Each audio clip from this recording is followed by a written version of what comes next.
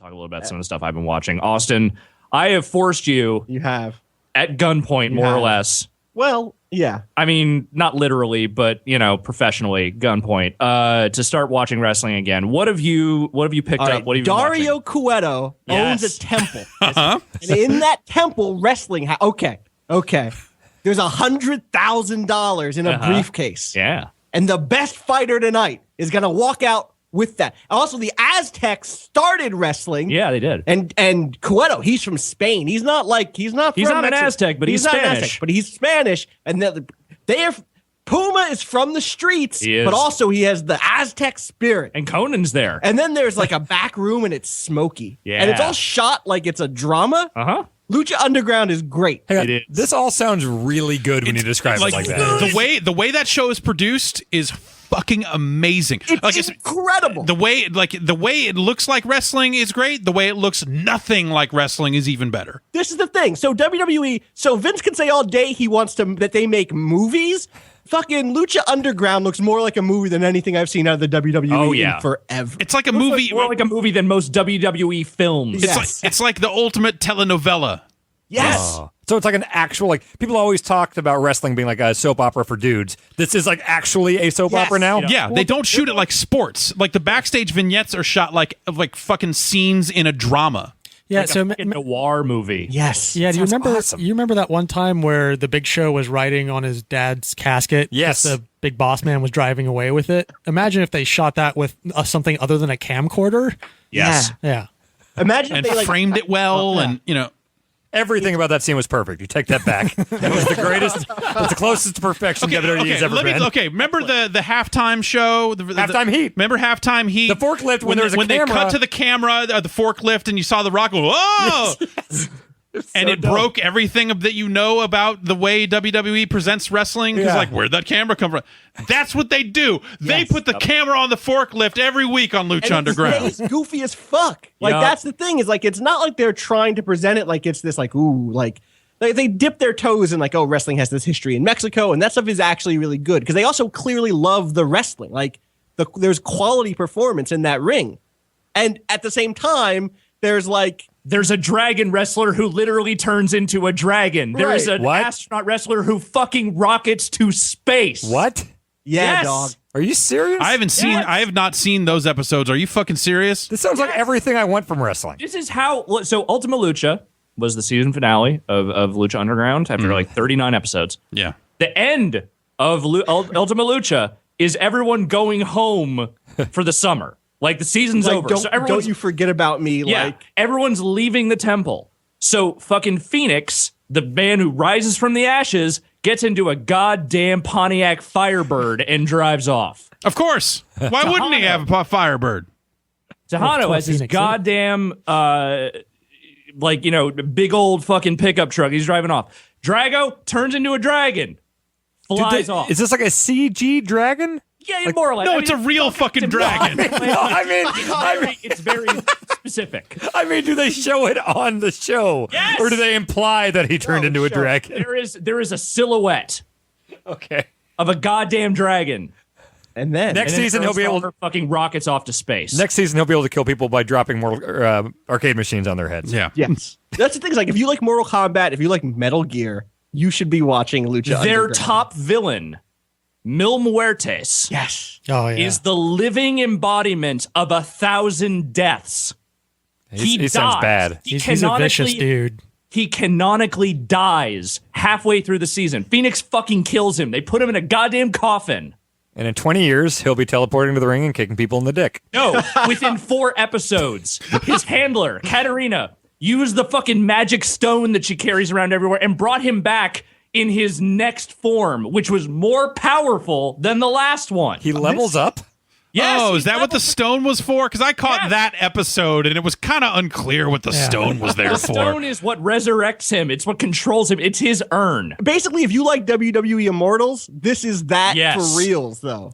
How do I get this immediately? Because honestly, I think I would love the shit out of this. Oh, you would adore it.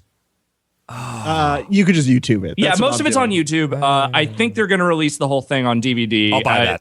They're still talking about whether there's going to be a second season. The main thing about Lucha Underground, I'm sorry to interrupt. No, go Austin, for it. Please. So you're pretty early. I'm on early. in it, I'm right? only a few episodes in. Yeah. I think I'm gonna run through it though in the next. You couple absolutely of weeks. should. It is one of the best things I've watched on television in a very long time. Unfortunately, it was not a money winner for El Rey Network, which is not surprising. They put a ton of production into it. They're talking about like they want to do it. They're just figuring out what the budget is for the second season. Like they might have to move it out of LA. They might have to do some other stuff. Might have to not have CG dragons. Well, I mean, that's the thing. Are real They didn't dragons really cheaper? spend Yeah. That much on that shit. You only got to It's pay them more- scale. Yeah. Oh, It's just Jesus fascinating. Yeah. Christ. It's You like that? End this podcast right now. Goodbye. I hate this. It is 10:30. It is. I could be in a bedroom, in a bed. But you're Watching not. You're here wrestling. talking about Lucha Yeah, Underground. watching Lucha Underground. It's fascinating because it's like this window into a different world of what wrestling could have been like. Yeah. And like, it's almost like watching Lucha Underground versus watching the WWE is like watching like a movie versus watching a filmed stage play. Yeah. Do you know what I mean? It's like, oh shit, like there's camera angles here. There's all sorts of production value that it's like, not that filming a stage play is always bad, but like there's a major difference there. And it's like, oh, they're like using all the stuff that you can do when you pre-film, when you pre-tape content. And it's pretty good. They do the thing that WWE struggles with based on just sort of like the monolithic nature of that production is that they juggle moving parts so well. Yeah. They have like 15 different storylines going on throughout the city. There's the whole thing with the King of Trios tournament.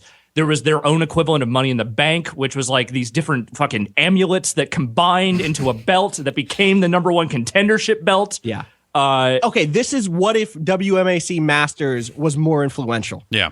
That's what this is. I thought that was like the most influential thing In my life. Yeah, Yeah. in any sort of like Western fiction in the last like several hundred years. This feels like that grown up in a Who will weird way. penetrate Yeah. the dome? And It was a Saturday morning version of Catcher in the Rye, basically. It was that level of importance in terms of American culture. Totally. yes.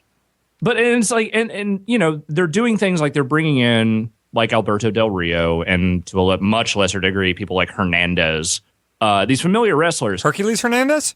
Yes. Sweet.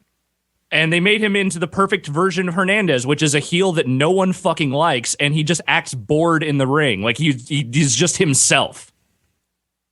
But that said, the main thing about that show is that they juggle everything so well. Like everything tied up. By the time Ultima Lucha came around, they tied up every single feud and storyline they had in pretty satisfactory fashion. They spent the entire season propping up Pentagon Jr. as this weird nebulous dark force who was serving this dark master that no one knew what it was. They got him into a position where he was wrestling Vampiro, Oh, weird. putting fucking Vampiro through a goddamn flaming table. Oh. Don't spoil And any then- like ending stuff because I probably will watch all this. Okay, I don't want to. Don't go any deeper.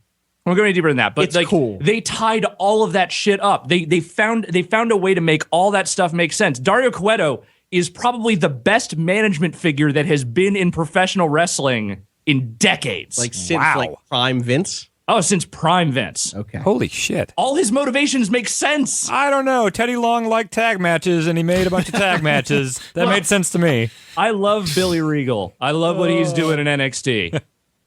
But Dario Cueto is some fucking next level shit. And like he's got a goddamn underground basement with a cage monster that is his brother. And he's just feeding actual wrestlers to his cage monster brother. This is so cool just hearing about this. I can't imagine watching this. Yeah, I can't. Oh, man. Okay. Is there anything in the works as far as like I saw there's a petition to get them on Netflix? Like, is there any official word on like, hey, here's a way you can watch all of this for real? Not currently. Jeff, you were saying they were on like Sling TV or something? Yeah, Sling has the El Rey network, so I don't know what their episode retention thing is, but there isn't an on-demand part of Sling TV that would have some of them. Okay. You should find a way to watch it, even if you're just watching some pieces on YouTube or whatever. Like it is, I know I've been stressing this for months, but Dan, it is so your shit. It really sounds like it. Yeah. It's all the ridiculous aspects of wrestling, but like amped up to such a degree that it transcends any sort of like reality aspect of wrestling and is just the pure fiction. Perfect. That sounds great. Yeah. I hope it comes back. It's the most fun I've had watching wrestling in a while. I mean, NXT has been, up and down, but for a while there it was pretty spectacular. Having New Japan World has been great. But Lucha Underground to me is like the ultimate thing that has existed in wrestling in a very long time. Has it been easy to search New Japan World for older matches and crazy stuff like that? Like how is that service? It's not perfect. It's pretty easy to search by wrestler. Like if you just want to see like a bunch of Vader matches, like you can dig those up. Stan Hansen, whatever you want to do. These are pretty much two of the people that are on the list that I would definitely search for.